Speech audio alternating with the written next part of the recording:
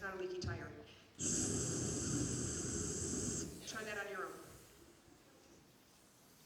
Try it on your own. Go, go, go, go, go, go, go, go, go. I want to hear some good hissing over here. There you go. Nice job. Nice job. Nice job. Some of you aren't trying though. How are you going to get better if you don't try? All right, let's do the in for 4, hiss for 4 again. Ready? And in for 4. In, 2, 3, 4. Hiss. 2. In again. Relax the throat. Out. Good. Now we're going to do the same thing, but on a B flat on your instrument. Okay, and I want you to think about engaging that core like you're hissing.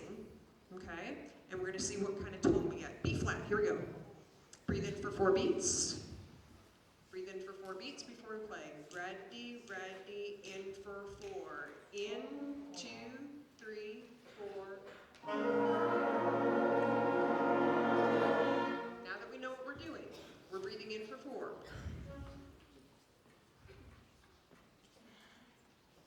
I will know if you took the breath in for 4 beats because it will tell in your tone. If we don't get a solid tone, we didn't breathe in for 4. Some of you are cheating. No cheating. You can't wait till beat 4. You can't wait till beat 3. You have to start breathing in on beat 1. Here we go. Instruments up. Check your posture. Feet flat on the floor. Sit up nice and tall. And we're going to breathe in for 4. Ready? Breathe in now. Go. Breathe in. 2, 3, 4. Play. 2, 3. In. 2, 3. And out. 2. In. 2, 3, 4. Some of you, your tone got better. Now percussion, even though we are not breathing to play our instrument, percussion, do we have to breathe as musicians? Well, I hope so. You're going to be falling over on the floor, turning blue. Okay, but here's the other thing. When we started Moscow, 1941, percussion, I did not see you breathe with your director. And when you don't breathe with the director, we aren't together when we start. Have you heard this before? Percussion need to breathe. You guys need to breathe just like the wind players do. So as we're doing this exercise, I want you to do the breathing even though they're playing, okay? This time, front voices. If you can't hear the low voices, I need you to play a little bit softer. Back people, if you can't hear the people in the front, you need to play softer. So now we're starting to talk about balance. Here we go. 1. Breathe in for 4 first. Ready, breathe in, ready, and go. In, 2, 3, 4. In, 2. Can you hear the people in the front? Better.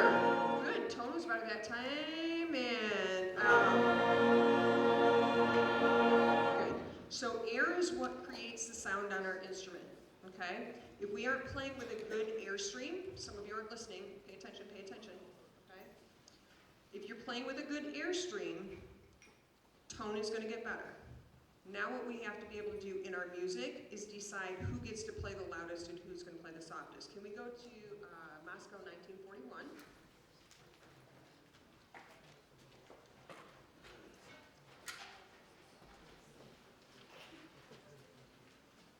And I am going to actually have your director direct at 85. And if I do this, I want you to stop playing, okay? So here we are at 85.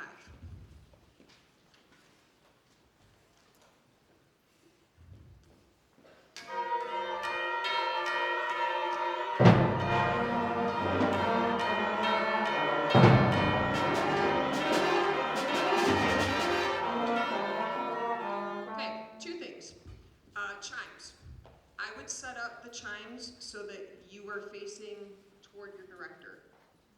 Because if he wants to make any kind of change in the dynamics, you can even have it, yeah, even that is going to help. So, good job. Beautiful. Now, once you make your statement. So for example, at 85, we have this group that's going D, da da D, da da D, da da D, right? If you have that, would you play at 85? Go ahead and have them play.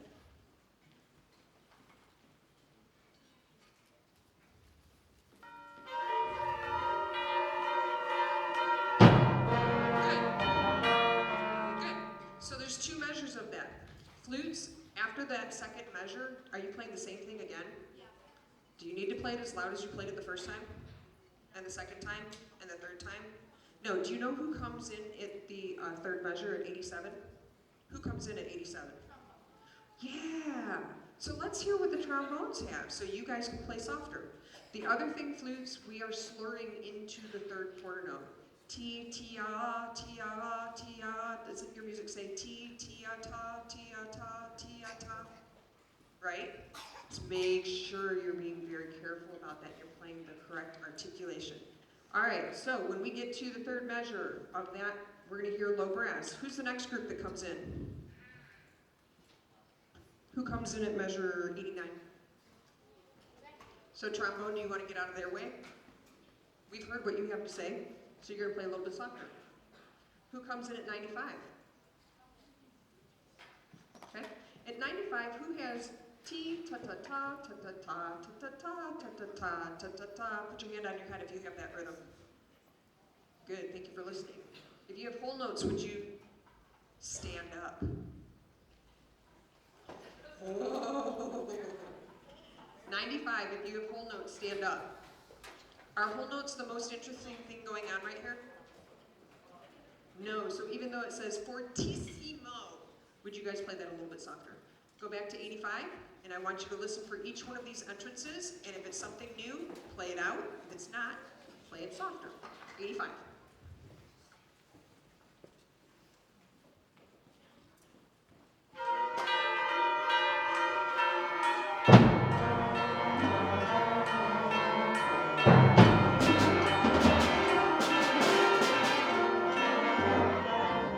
Percussion, bring the volume down half.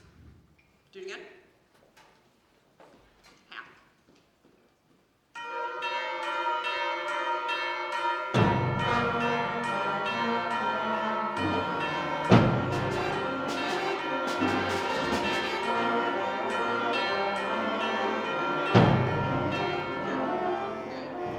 And low brass trombones, there are a few wrong notes in there that once you get that cleaned up, that's going to be even better.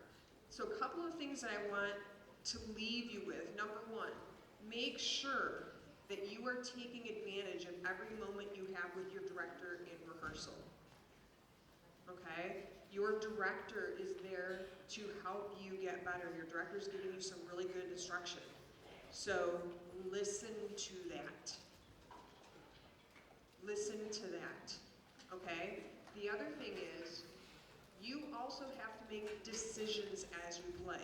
And I think a lot of times us as directors up here think that we have to program every little thing as far as whether you guys in the flute section play loud or soft, whether the low voices play loud or soft. You have brains, you're smart. You can make some of those decisions, but in order to do that, you have to open your ears and listen and not get so stuck on what's on the paper, okay?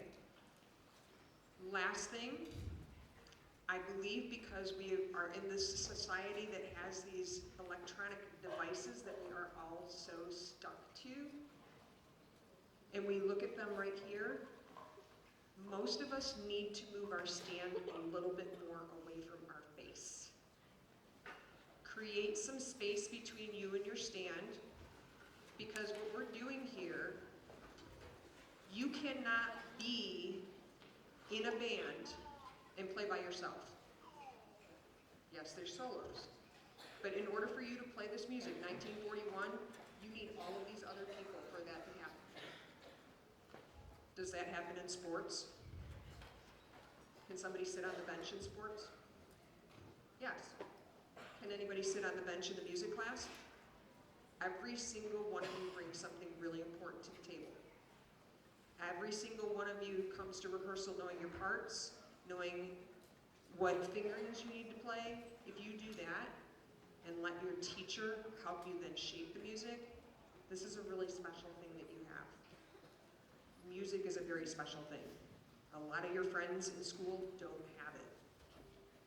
Continue playing your instruments and continue making great music together, and make sure that you are continuing to listen to your teacher. And your parents, you need to thank them as well, because they get to listen to you play at home, and they get to watch you grow as musicians. That's a pretty cool thing. They support everything that you do. So thank you so much for letting me work with you today. I hope I gave you a little bit of something that you can take back with you, and I hope I can hear you guys play again. Nice job. Thank you.